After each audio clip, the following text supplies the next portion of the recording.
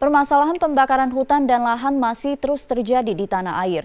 Revisi Undang-Undang Nomor 32 Tahun 2009 tentang lingkungan hidup menjadi salah satu alternatif solusi yang dimunculkan sejumlah pihak untuk segera dieksekusi. Puluhan pakar dan stakeholder yang terkait dengan permasalahan pembakaran hutan dan lahan dikumpulkan dalam forum group discussion yang diadakan Media Research Center. Dalam forum ini dibicarakan secara rinci terkait hal yang paling penting untuk mencegah terjadinya pembakaran hutan dan lahan di Indonesia pada tahun-tahun ke depan. Salah satunya adalah revisi Undang-Undang Nomor 32 Tahun 2009 tentang lingkungan hidup. Di prakteknya di lapangan sangat sulit untuk diawasi. Apakah benar hanya 2 hektar? Apakah benar untuk ditanami dengan produk pangan dan lain-lainnya? Apakah dia bisa dimanipulasi, dimanfaatkan oleh oknum tertentu? Kalau 2 hektar per kepala keluarga, kalau 1.000 kepala keluarga sudah 2.000 hektar. Apakah mungkin untuk bisa melokalisir kalau itu terbakar? Dampak negatifnya cukup besar, oleh karena itu kita tutuplah kemungkinan yang akan ada lagi dampak-dampak negatif pada masyarakat. Kebakaran hutan dan lahan ini kita maksimalkanlah untuk menghentikannya. Jadi moratorium kami sangat mendukung, tapi pembuatan kanal blocking juga sangat efektif untuk mencegah terjadinya kondisi yang seperti sekarang ini.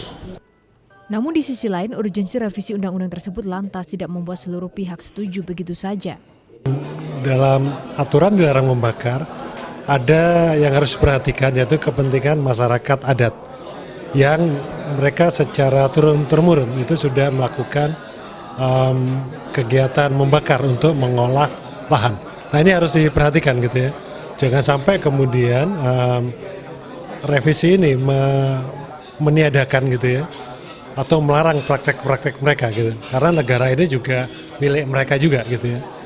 Selain itu, semakin parahnya situasi kebakaran lahan dan hutan yang terjadi di Indonesia pada tahun ini juga memicu kecemasan tersendiri. Rendahnya dana APBD yang dialokasikan untuk kebakaran lahan dinilai sebagai bentuk ketidakseriusan pemerintah.